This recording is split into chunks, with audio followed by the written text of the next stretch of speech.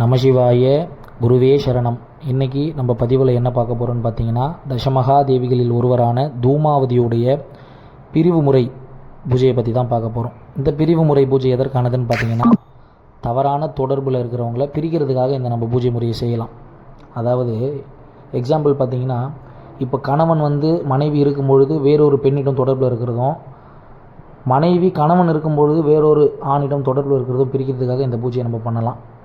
இந்த பூஜை பார்த்திங்கன்னா கண்டிப்பாக சாயங்காலம் 6 மணிக்கு மேலே தான் பண்ணணும். அதாவது சூரிய அஸ்தமனம் ஆனதுக்கப்புறம் தான் பண்ணணும்.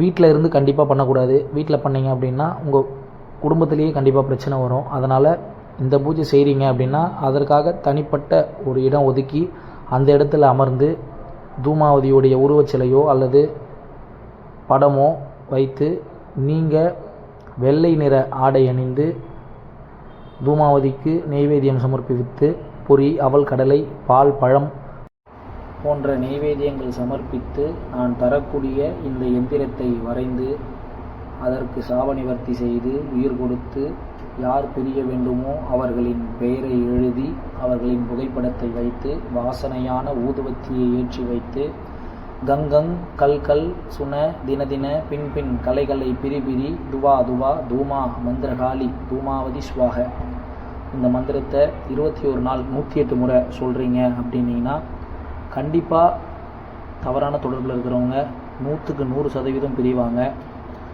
மறுபடியும் சேர்றதுக்கான வாய்ப்பு நிச்சயமாக இருக்காது. இதை தவறான தொடர்பில் உள்ளவர்களுக்காக மட்டுமே பயன்பெறுமாறு கேட்டுக்கொள்கிறேன். எக்காரணத்தை கொண்டும் தவறான நோக்கத்திற்காக இந்த மந்திர பிரயோக முறையை பயன்படுத்தாதீர்கள். நமசிவாய குருவே சரணம்.